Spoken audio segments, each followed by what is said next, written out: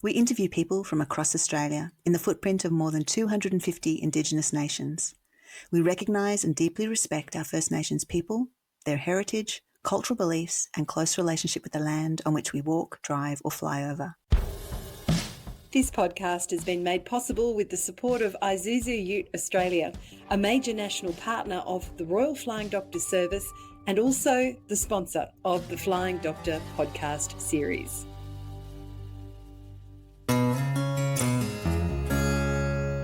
The shark had actually cut my leg rope, so I got separated from my board after the third time it went at me. And so my board was out the back and the shark was kind of back around my board. And then I just laid on my back and started kicking. At that point, I got bumped by another shark. So it was pretty gnarly.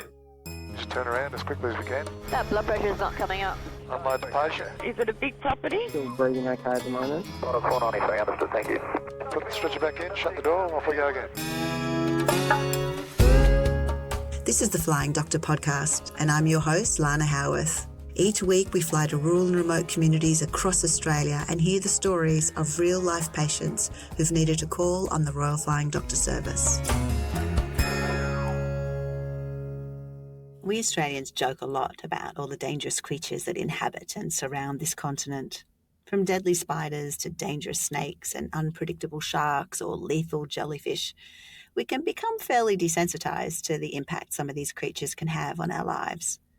In this interview, I'm excited to talk to Sean Pollard, who almost lost his life in a wrestle with deadly creatures, but not only survived, but has gone on to thrive. Maybe what doesn't kill us does make us stronger? Hello, Sean. Hey, Lana, how's it going? Really good. You grew up on the remote beaches of Western Australia where swimming and surfing and fishing is sort of like a way of life. Where was that? Yeah, so as a kid, I actually moved around a lot and it was all small coastal towns. So I lived in places like Exmouth up in the northwest, Hopetown on the south coast, also Savannah's, Jurien Bay, and then we ended up settling in Bunbury. So always lived really close to the coast and always would be spending time as a kid in the water. Spent like a fair bit of time in Savannah's and Jurien Bay. Yeah, that was great memories, like swimming off the jetty and catching fish and doing all those sorts of things, taking the boats out. Yeah. And then, then we moved to Bunbury like 2004 for me to start high school. A bit more opportunities in Bunbury than some of those other towns. So, yeah, it was cool. So you're a strong swimmer, I presume? Yeah, pretty much. As a lot of Australians take for granted, I learned to swim super young age. Yeah, I guess I kind of fell in love with surfing around that same time. Yeah, because like going out into the ocean, as soon as you stepped over that high tide mark, everything that was going on land kind of gets forgotten about. And I just love catching waves, riding waves, and obviously a good swimmer as well. We used to play chasey down the jetty and so you could drown each other and who would survive and stuff like that. Yeah, that's great. When did you get your first surfboard? So I must have got my first surfboard when I was like 7, 8 years old. It was this beautiful old yellow single fin, had like a spray of like an arrow up the side of it. It looked really cool. Yeah, I just really fell in love with surfing from that young age. Yeah. There's definitely almost a mindfulness or a meditative thing that comes with surfing. You're out beyond the break. You're sort of away from day-to-day life. It's just the sky and the water. Could you describe that and what joy it brought to you at that time? Yeah, for sure. I guess like back then it wasn't as much of a thing, but nowadays with phones and everything, we're always connected, especially to the internet and everything else. Where when you go surfing, you're out there in nature and there's no other, you're not getting a phone call while you're out in the surf, that's for sure. So there's just like a disconnect from your life on land, and you go out and it's so immersive as well, being underwater, it's a whole different world. And then surfing as well, riding, a waveform energy which traveled across the ocean and then it's greeted you on this beach and you're riding it into shore. It's just another incredible feeling. Like, I guess from exercising, you get those endorphins and that sort of thing, but surfing just adds a whole nother level to it. Yeah. And you've got two brothers, is that right? Yeah, so I've got two younger brothers. So, yeah, we're a pretty tight family unit. Yeah, mum did a great job raising us as youngsters. She had to deal with three boys under the age of 10. That would be a handful. Did they like to surf as well? Yeah. We obviously spent a lot of time at the beach together. And, I was probably more into surfing. My middle brother, Jake, he loves spearfishing and fishing. Mm-hmm. He was more into like catching things. And then Angus, the youngest, he was right into bodyboarding as well. So we'd link up and surf a fair bit together. And once you got a little bit older and you ended up at high school, were you still as infatuated is probably the wrong word, but did you still have that deep love of surfing? Like, did it continue on for you? Yeah, it actually probably got stronger. So I don't know if you've ever been to Bunbury, but Bunbury Senior High School it's probably got the best view out of any school in Australia, I would say, of the Indian Ocean. And it sits up on top of the hill up from the Bunbury CBD and overlooks, it's called Back Beach. Mm-hmm. Pretty much every classroom has a view of the ocean. So Wow. I spent a lot of my class time looking out the window, just watching the surf. And wishing you were there.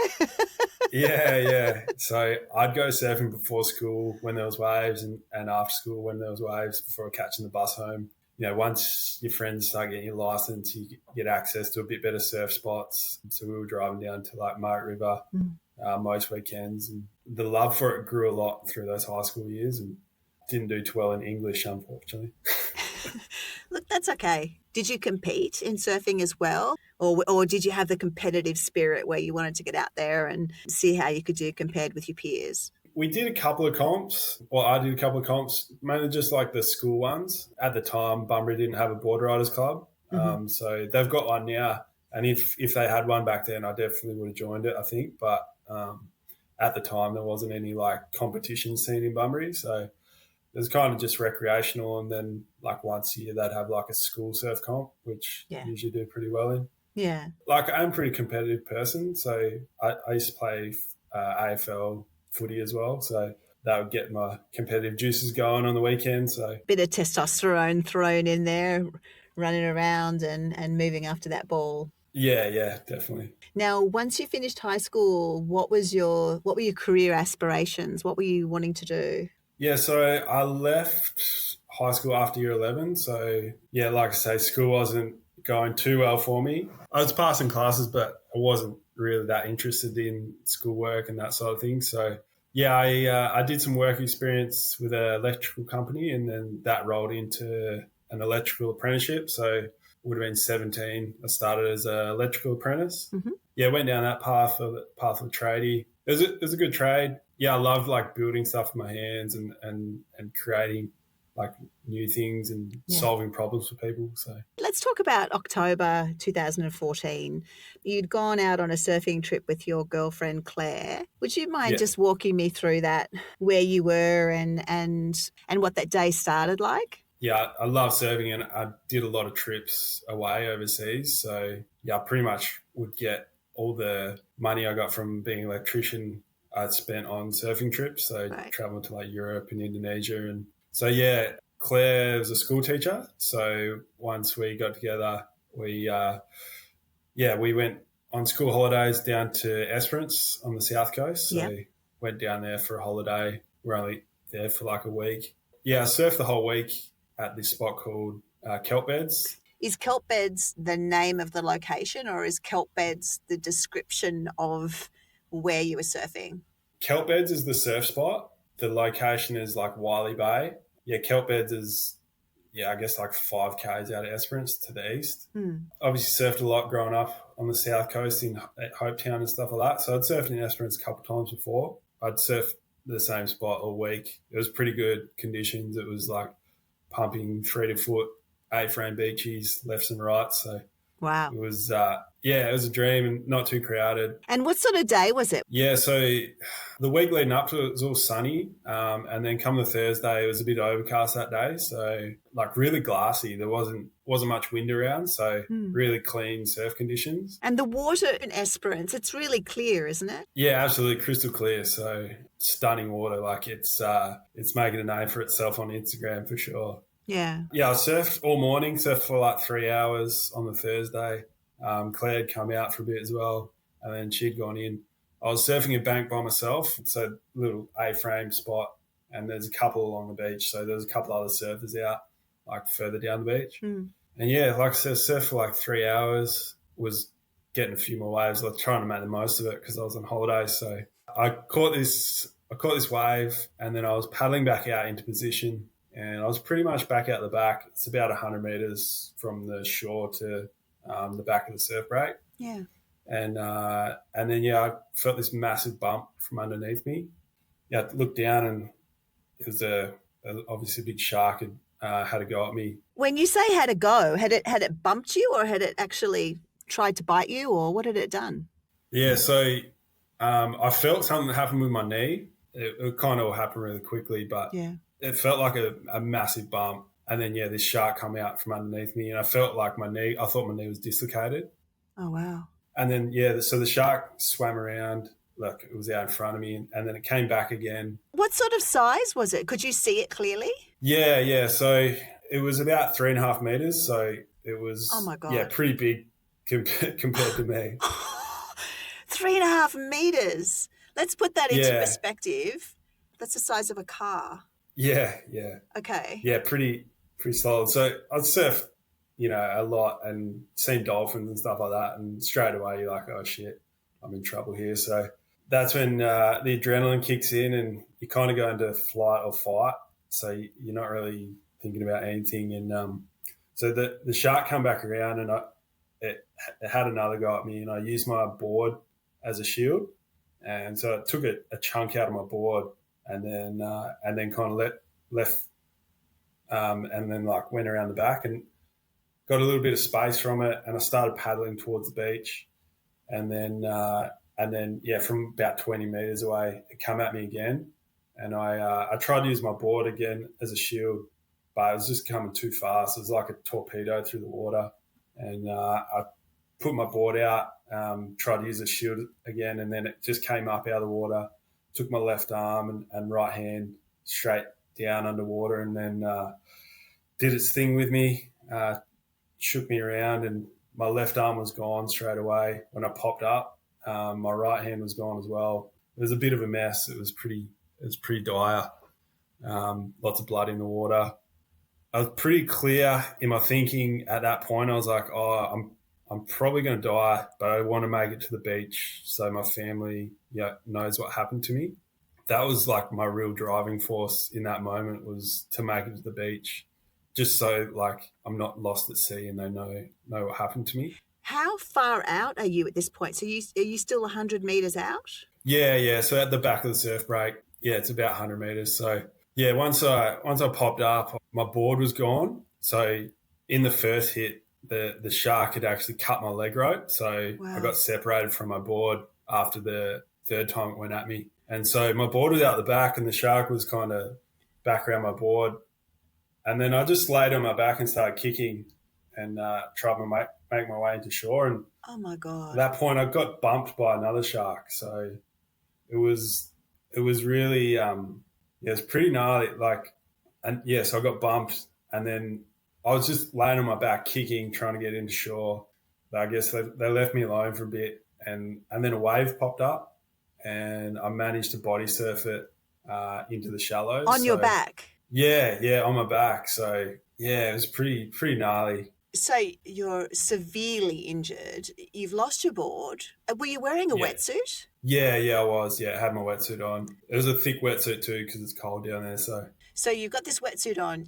Are you aware at that time that you've lost your left arm? Like, I'm presuming you are because you're out there in the water. But like, were you just in shock and just I'm just trying to comprehend what your state of mind was at the time. Once I popped up, the shark took me underwater and then was thrashing around with me. And then I pop up all of a sudden, and obviously my arms had gone. So I had a quick look. So I looked down at my left arm, and the bone was sticking out down to my elbow socket. So Oh gosh. I've got probably like 6 inches from my shoulder down to where the stump is on my left side. Yeah. And then when that happened, the bone was sticking out like another 3 or 4 inches down to where my elbow socket was. So it was a pretty grim sight. I just like turned my arm and like I could see the inside of my elbow socket like rotating. Oh. Sorry to use the language, but it was pretty fucked up. And so I looked down, my right hand was gone as well, and that was kind of a fleshy mess. Lots of like sinews and tendons and stuff like that. And yeah, so like I said before, in that moment, I thought I just need to get to the beach for my family so they know like what's happened to me. Yeah. I thought I was going to die from like blood loss, but yeah, I managed to body surf into the shallows. Did anybody see you? Did you call out? Yeah. So I called out once I got into the shallows. I tried to stand up, and that's when I called out. But because of the damage to my leg, I couldn't stand up, and so I like fell over. And that's when a couple of people from down the beach heard what's going on, and Claire heard what was going on as well. Yeah, they came, and I was kind of like floating on my back in the shallows at this point, like getting little waves in, getting closer. Yeah. And I kind of was starting to fade with the blood loss. So I was just looking up at the sky and started like close my eyes. With blood loss, you kind of go all warm and fuzzy. Yeah. So I wasn't in pain or anything, but I was like, just kind of like slowly drifting off. And then all of a sudden, 2 guys had run out into the water and they grabbed hold of my chest and like dragged me into the shore. So that was, that was pretty gnarly. Gosh. Have you seen any of our 7 large RFDS flight simulators as they move around Australia, attending school, community or field days? Each is being towed by an Isuzu D-Max Ute or MUX SUV, courtesy of Isuzu Ute Australia. Reliable vehicles are imperative in the harsh Australian outback, and the Isuzu D-Max and MUX vehicles are the perfect match for the long-distance heavy towing demands of these simulators right across Australia. Yeah, I managed to get pulled into the beach, and then the people on the beach, a couple of different people there. So there was the Rothneys. They were just down there on holiday as well. Pete was one of the ones that grabbed me in the water and dragged me out, and his wife was a paramedic. Oh, wow. And she, I guess, knew like critical first aid. Yeah, the other guy that grabbed me in the water was Dean Gabler. Yeah. So he's Esperance local, and so they pulled me out. Did they have to put a tourniquet on to stem the bleeding, or what did they do to stop you bleeding out there on the sand? So they put a tourniquet on my left arm. They used roof rack straps from my car, from the back of my car. Oh, wow. And then a tourniquet on my right arm. And then also, I'm not 100% sure, but I think they used leg rope for my leg as well. Mm. There was a little bit of damage to my left leg also. So I had a tourniquet on every limb. Oh, my God. Yeah. So when you got that first bump, does that mean that when you thought your knee had been dislocated, that there'd actually been puncture wounds and so forth to your leg? Is that what had happened at that time? Yeah. So it obviously mouthed me and had a bit of force behind it. So it took my right leg in its mouth. So I had like a massive gash through the back of my calf, and then also across my knee. So it took basically like my patella tendon and like the tendons on the side. And actually one of its teeth got embedded in my knee. Oh, my God. Yeah, I've still got a tooth in my knee in the bone. You've got a souvenir inside your knee. Yeah. So the surgeons didn't take it out because like it would have taken longer in surgery. So they just left it in the bone. And, oh, my gosh. Yeah. Wow. Yeah. Ended up having like 50 metal staples in my right leg. So it was pretty damaged as well. But it's made like a full recovery now. So, do you think, just looking back, I mean, we're talking now a decade on, do you think you're really lucky that those 2 large, I presume they were white points, do you know what kind of sharks they were? Yeah, great whites. So they the fisheries had a look at my board, and the bite marks from great whites, and 3.5 metre great white. So do you think you were lucky that those two sharks didn't then pursue you as you were on your back, frantically kicking, trying to get to the shore? Like, I mean, you'd already been, so badly injured and there was so much blood. It's almost, you're so lucky that they didn't go, great, here's dinner. Yeah. It's actually a known shark behaviour for the great whites. So they'll do the exact same thing with like seals and stuff. Take a chunk out of it and then let them bleed out, because seals have like sharp claws, and if they scratch the shark's eyes, the shark relies on its eyes for everything. So it can be mortal for the shark if they get their eye scratched. So they actually take a chunk out of the seal and then let it bleed out and die, and then go back for it. So oh, wow. So I didn't know that. So that means really it was just the fact that your adrenaline and your skill of managing to maneuver your way back to the beach regardless of the injuries is what saved your life. Yeah, I guess a little bit of luck involved as well. Like the wave popped up at the right time. Yeah. So I don't know if I would have been able to swim the whole way. So wow, sorry, I'm a novice on this stuff, so I'm just intrigued by what you've been through. So tell me so you're there on the beach and they've tourniqueted up every possible limb they can find. What happens next? Yeah. So there's a couple other people on the beach as well. Ross Tamlin, he made the call to the ambulance. The guys actually used Claire's surfboard, which was like a bigger learning board, like a soft top, they call it. Yeah.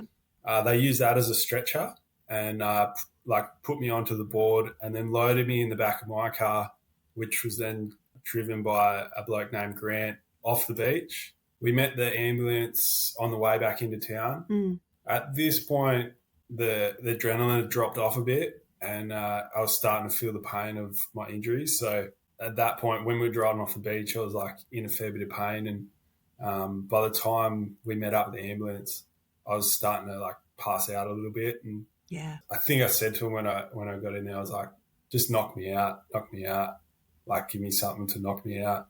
And then, got into hospital and got stabilised in Esperance Hospital. They did knock you out, right?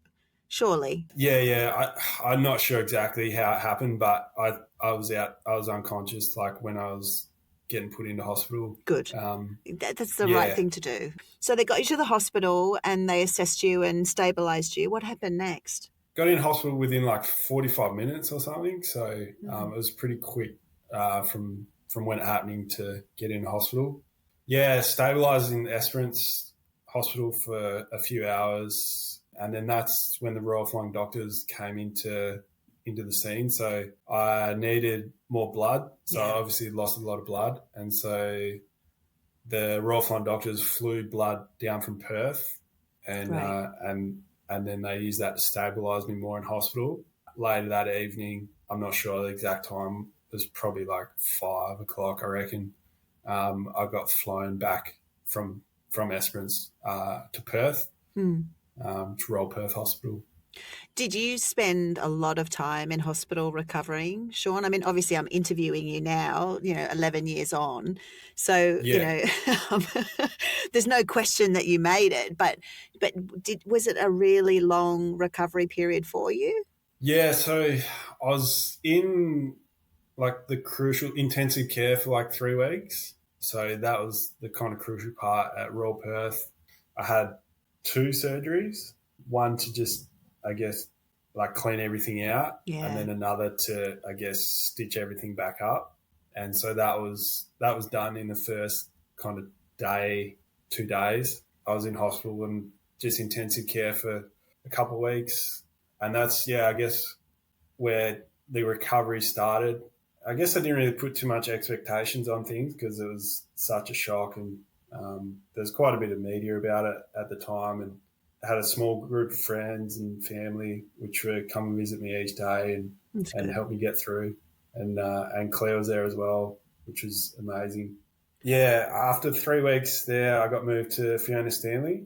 So I was one of the first patients to go into the rehab ward there when it opened.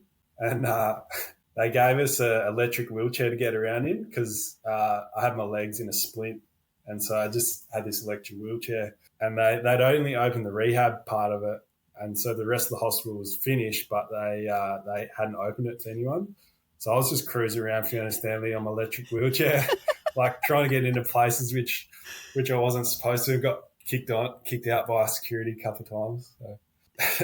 You can go a bit stir crazy though when you're in hospital for a really long time, and particularly somebody like you that's so used to open spaces and being outdoors and stuff. It's like containing an animal that really belongs outdoors.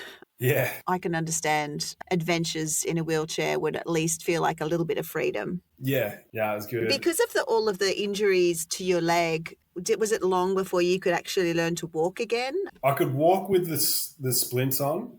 So I was actually walking in Royal Perth, but yeah, I just couldn't bend my knee. That was pretty much the thing that kept me in hospital. So I spent another 3 weeks in Fiona Stanley, and that was like recovery and rehab. While I was there, I got fitted with prosthetics. So I've got a split hook prosthetic, which I just wear on my right arm, which I use for everything day-to-day stuff. So I had to learn how to use that, like get the basics of like getting dressed and making myself food. Could you describe that for the listeners? Because I've seen videos with you and I've seen you here with that split hook prosthetic, but could you explain a little bit about what it looks like? How would you describe it to an audience that's listening? Basically, it's a prosthetic, so it fits onto my stump. So my right arm is gone. So probably I've got like probably 8 inches of a forearm on my right arm. Yep. The socket fits onto that, and at the end of the socket is an aluminium hook, which it's got like a neoprene rubber lining on the inside of the hook. And so the hook can open and close. Yep. And so I can open the hook to pick stuff up and that sort of thing. And how do you do that? Is that by flexing the muscles down your arm? Like how does it work physically? Yeah, so the hook has a cable attached to it, which runs from the hook up around my back and to my left shoulder. Yeah. And the cable, it works on like a tension system. So basically when I pull the cable, it'll open the hook. And when I release the cable, it closes it. So It's a bit like the cable you'd have in like your bike brake. Yep. Yeah, I just pull on that cable to open and close and control the hook. And so the muscle that you're using to pull that cable, is that a shoulder muscle? Yeah, yep. So I'm using my left shoulder to pull the cable. Wow. Did that take quite a while to maneuver to pull a left shoulder muscle to make your right hand hook work?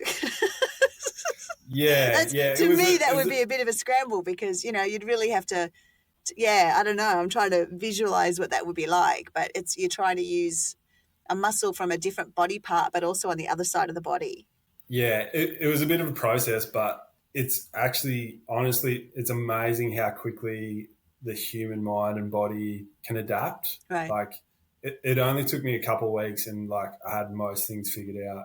And I think being an electrician, I would have pliers in my hands a lot during the day. And I think like now it's kind of just feels like a tool for me, which I have as an extension of my arm. And yeah, it took a bit to get used to, but like honestly adapted really quick. Yeah.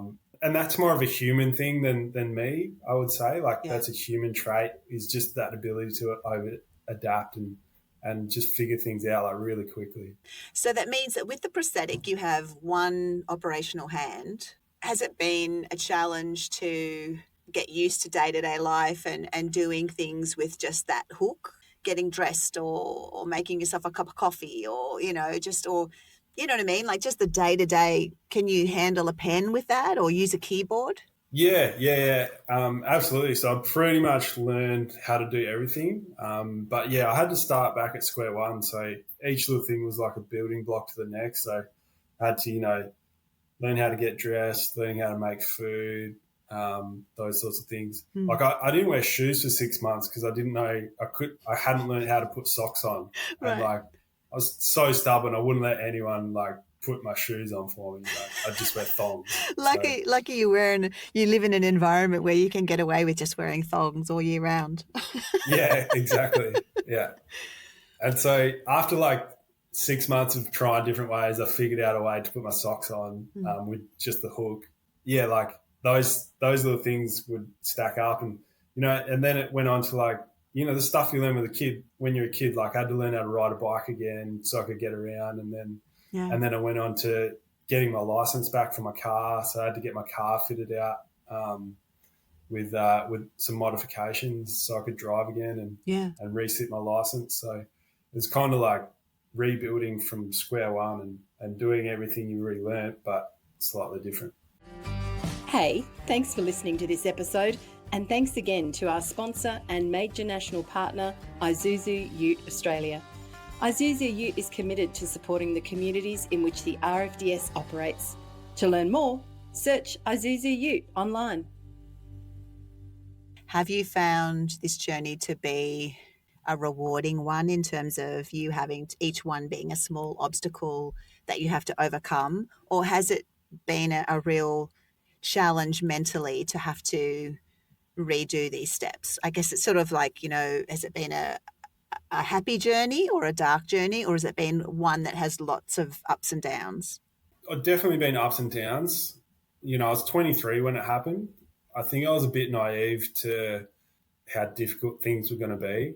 Like I was just like, I kind of had an open mind with everything and any challenge that come up, I'd just give it a go. I wasn't really too worried about like failing and not being able to do it. So I think that was one of the key things, was just not being afraid to fail and giving stuff a go without like closing your thought process off to it. Yeah. So that was really key, I guess, to start with. And now I'm a bit older. I think if it happened to me like at this age, like I'm a bit more set in my ways, it would have been a lot more challenging.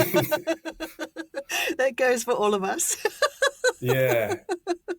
You get certain patterns and habits, and then it becomes quite uncomfortable having to change those. Yeah, exactly. So I guess the key out of that is just to keep an open mind and just approach things with an open mind, and you can achieve some great things still. So once you'd recovered, did you try surfing again, or did the surfing, like, I'm just wondering, is it sort of like get back on the horse kind of mentality?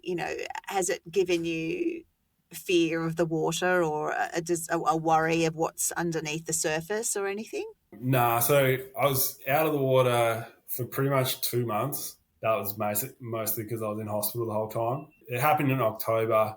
By the time I was back home and like getting things back on track, it was summer. So like I went back down to the beach, I think it was in November, and had a swim.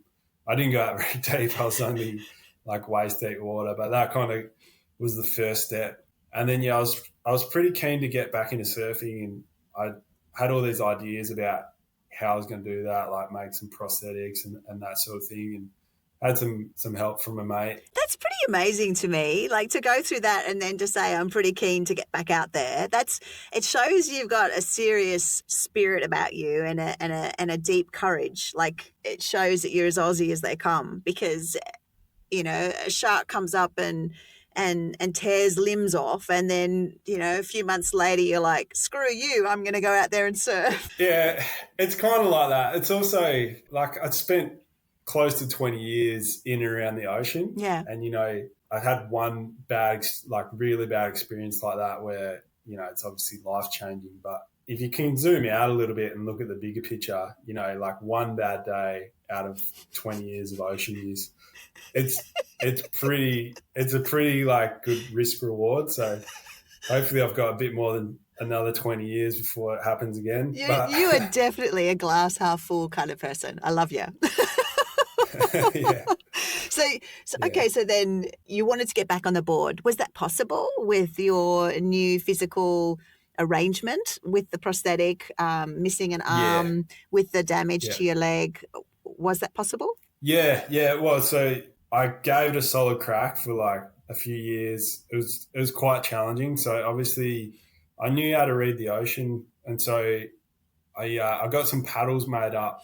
But the problem was getting to my feet, like popping up. So with not having arms, like I couldn't like push myself up. You basically got to do like a pop-up jump to get started on a wave. So I was catching the waves and stuff and getting in position, but I would crash on the takeoff. So I'd wipe out on the takeoff, and it was super frustrating. Like I'd maybe make like 1 out of 10 waves if I'd go for a surf. Yeah, that would be And so, frustrating, particularly if you've got such a strong history of having and riding those waves to then not be able to do what you used to be able to do. yeah.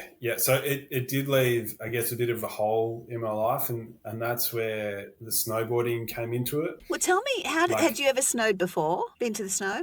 no. So being from West Australia, obviously hadn't had the chance to see much snow. So So how did that come about? about a year after the shark attack, me and a group of friends, none of us had ever snowboarded before, and we were like, "Oh, let's do a snowboard trip to Victoria." And so yeah, we just organised this trip.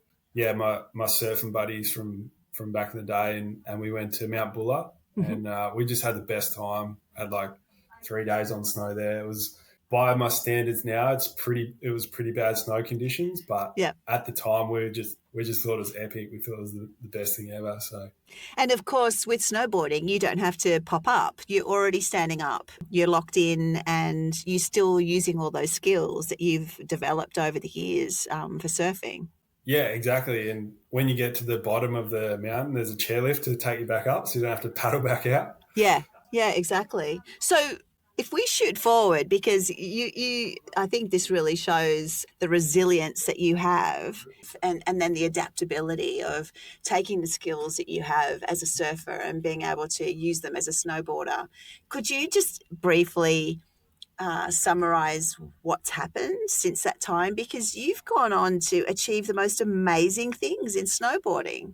Yeah. So after that trip to Mount Buller, I did another trip to Canada, spent like a month up there. While I was there, the coach for the Canadian Paralympic team approached me.